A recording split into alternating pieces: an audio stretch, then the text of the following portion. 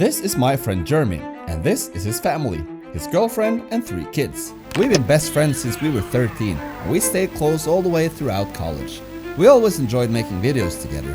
Now that we're adults, we've been talking about going on an adventure.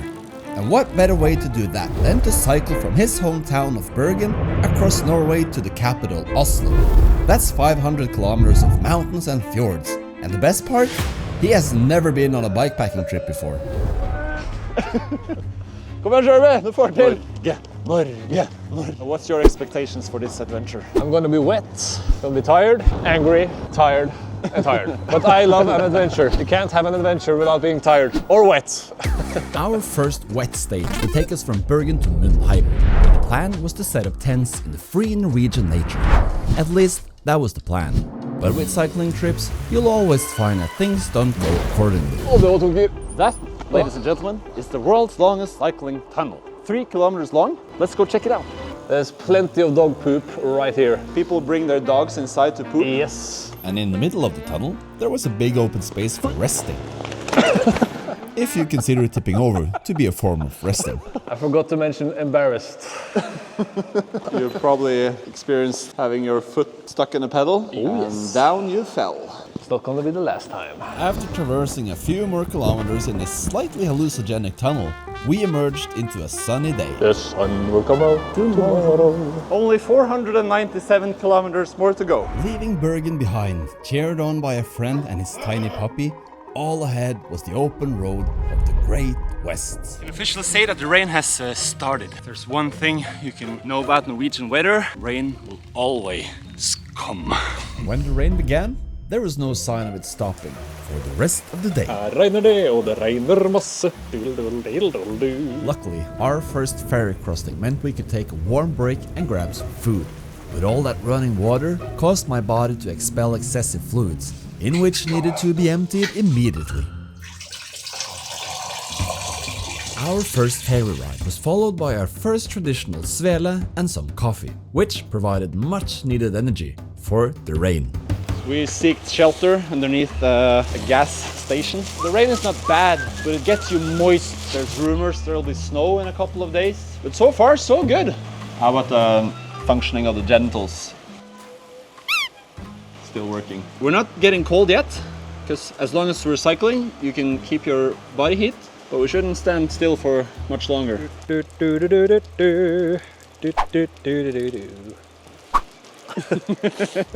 We started to realize that Mundheim wasn't a good option for camping. All our things were wet and we were starting to freeze. Instead, we opted for a warm hotel in a town called Jondal, located just a few kilometers east of the previous one. We decided now to go to Jondal. There's a hotel. The rain is intensifying and it'll probably get worse because everything is wet and it's not cold, but it's just wet. Look at the nice yellow color. Made it on to the top of the pass. The rain is back and forth between being light rain and quite intense. The most important thing now is just to keep going, stay warm. With the temperature dropping further, there was not much time to soak in all the beautiful landscape unfolding along our path. And what better way to do so than, by accident, to leave my phone and my $7,000 camera behind on this bus stop. This is my second camera, but my main camera 50 kilometers back where we came from.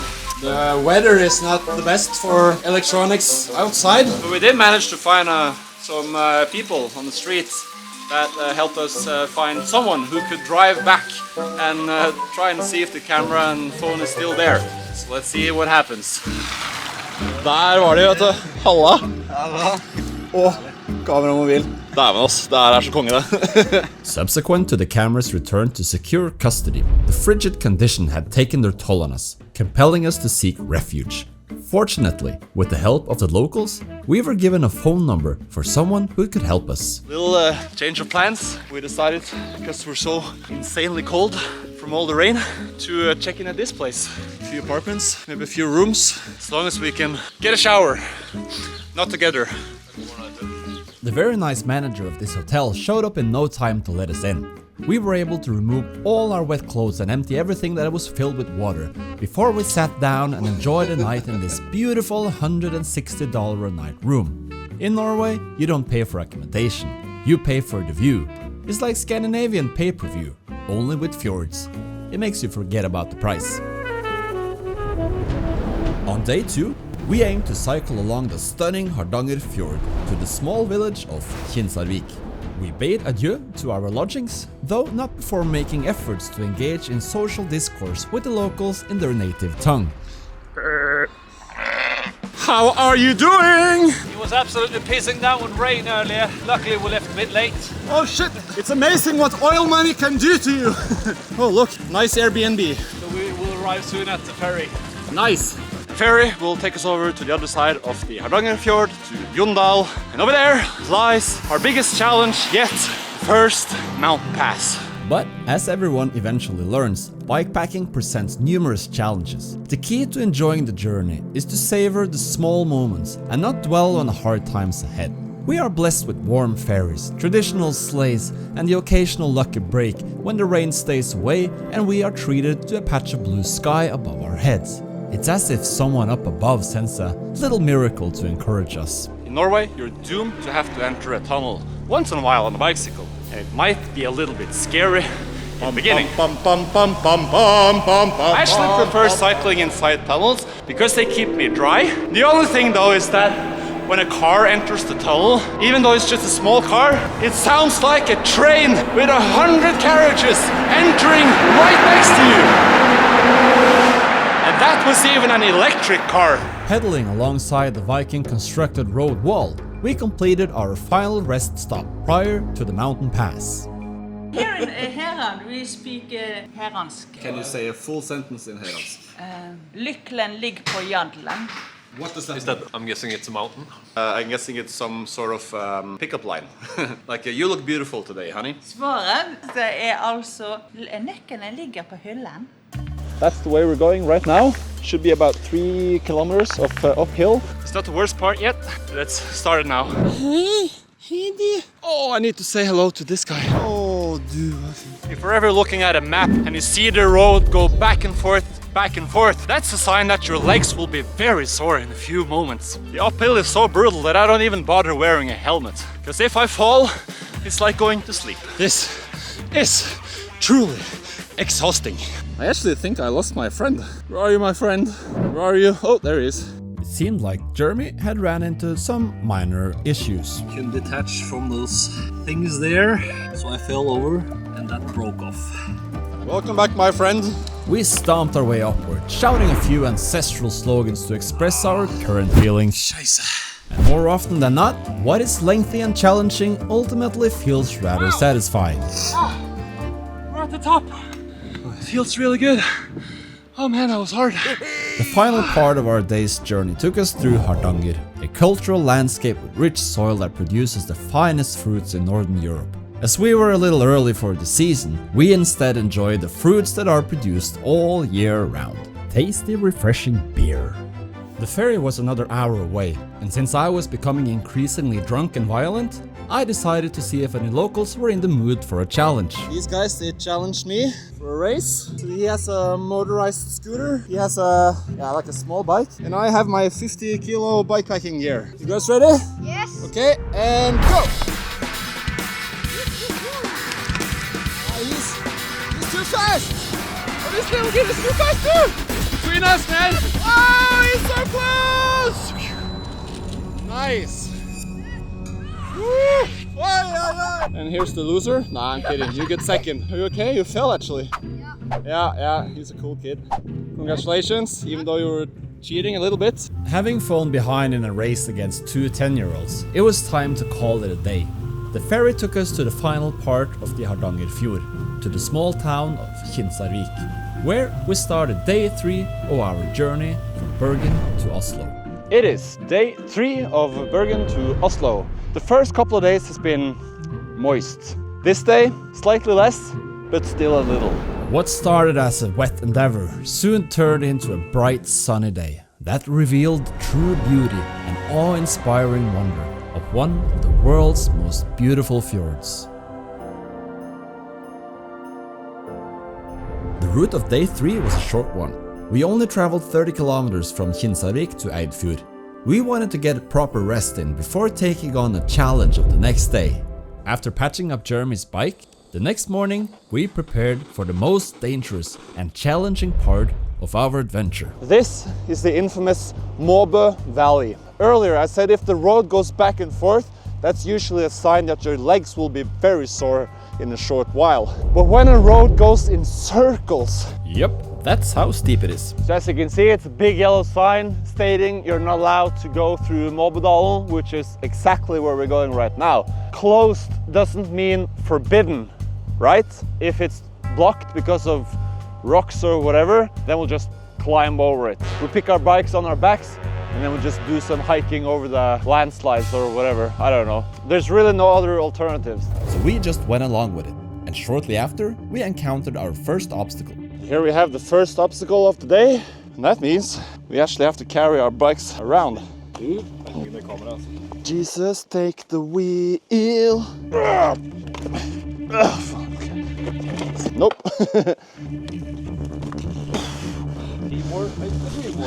That's very good. You can actually use the mountain as coverage for rain. It's literally above your head.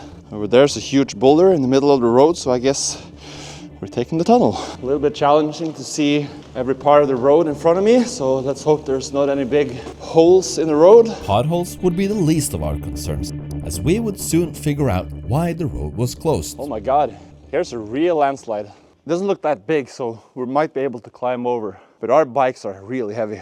I can see why it's closed. Yeah. Definitely not gonna open again soon. No.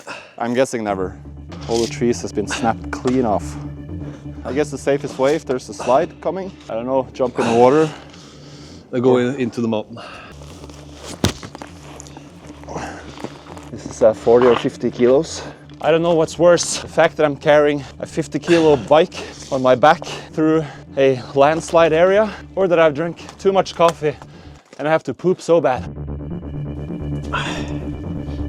Okay, I'm gonna try and walk over that little pile of rocks. Bergen. That's the landslide.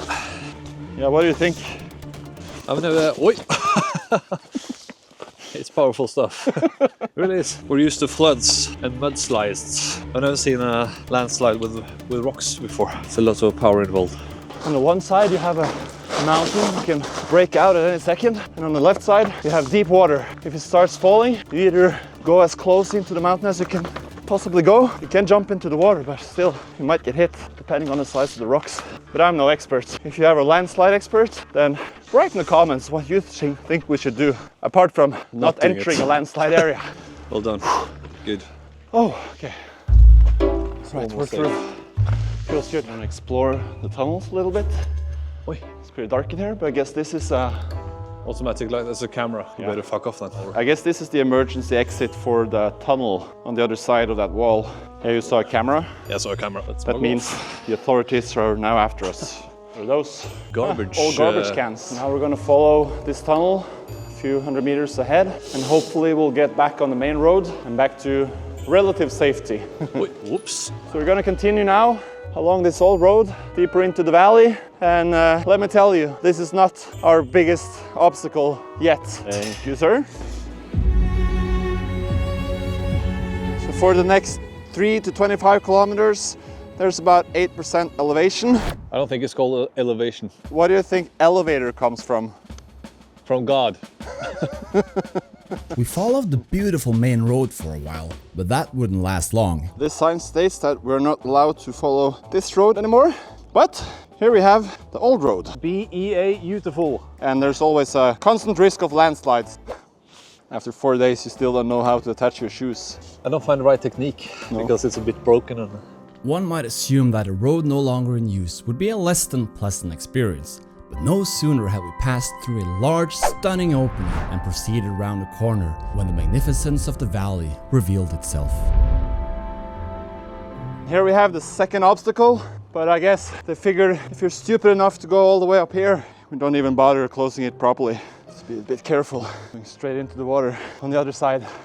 And then the risk of landslide on this side.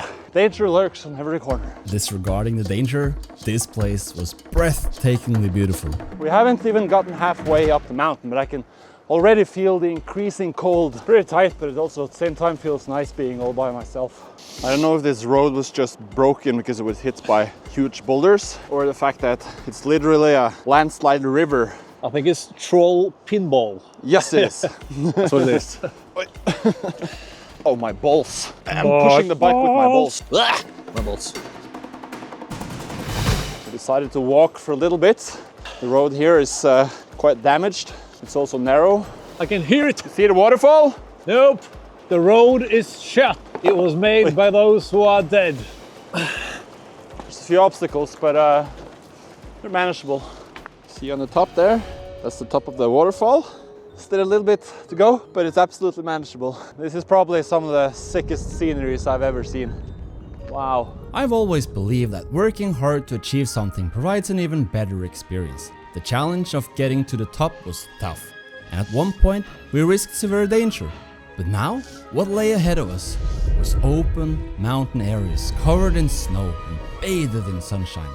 And at the very peak, a nice cold beer. We also filled the entire entrance area with cycling gear, so this kind gentleman was left sitting awkwardly and smelling 4 days worth of cycling sweat. We filled our gas tanks with the finest Norwegian cuisine and went back on the road for the final lap of the day. So this is what an additional 1,200 meter gets you. Cold, wind and snow. Not that wearing super tight bicycle spandex helps you showing off what you got in the front, but if you add the additional cold, I'm not sure what gender I am anymore. This is what we're having now for the next 30 kilometers. Then we'll enter into the little town of Geilo. And when we arrive at Geilo, that means we only have 2 more days of cycling before we're in the capital of Norway. And boy, did God strike upon us with great weather. From the beginning of day 5, we were pushed ahead by a fierce tailwind, pushing our bikes along the deserted road like a roller coaster ride. And after pushing ourselves along the Hardanger Plateau, we arrived in a captivatingly beautiful valley, which turned out to be one of the finest cycling experiences of my life. In the course of such voyages, concerns pertaining to temporal constraints become moot, thus allowing ample opportunity for contemplating on a myriad of captivating subjects. AI translation is crazy. What I mean is, you have a lot of time on your hands to think about all the silly things that you never had the time for before. Did you learn a new word today? Yeah, we were trying to find out what my butt hurts in German is. I thought his ass was Asche, but that's ash. What is asshole in German then? I think Google said Aschroff, was it? No, but it's very close. Yeah, no, it's Arschloch. Arschloch. Arschloch. That's the Scottish German version. Yeah, Arschloch is a bit sore. I think we actually found the most underrated cycling area in all of Norway. We simply followed the Numedalslågen, that's the name of the river. And there are actually 2 options for cyclists. You can either follow the number 40 road, that's the main road, or there's a side road, which is equally good, but there are no cars. This is probably one of the best places I've ever cycled in all of Norway, ever.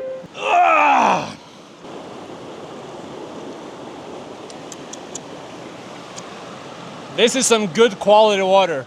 Soaking up the sunshine along the way, we slowly but surely made it to the historic city of Kongsberg. The last time I visited, a somewhat famous superstar blew bubbles straight into my legs. I felt it befitting both our personalities. Today is the final day. How does it feel? It's gonna be good not to wear my outfit and hurt my sphincter. Your genitalia. My genitalia. Day 7 was our last day. An easy 70 kilometers to the capital and to our final destination. 7 days ago, my friend was just an ordinary parent of 3 with a safe and steady job in insurance. Today, he is a normal parent of 3 with a safe and steady job in insurance who has come, seen and conquered one of the hardest cycling routes that Norway has to offer. And over there you can see Oslo. We finally made it. What was your expectations before this trip? That I would have a sore butt, cry a little bit. Did you cry? Almost. Almost, okay. Almost. I didn't, but Right. I've been very tired. We're almost done now. We're almost finished. How does it feel? Feels good that I can accomplish such an endeavor. Physically better than I thought I would be. Yeah. So it's going to be good to finally get to the finish line, have a beer, see some friends, see some family, and have a shower. As we crossed into Oslo, you could see that the smile on his face was different. It wasn't just a smile of someone who had achieved a goal.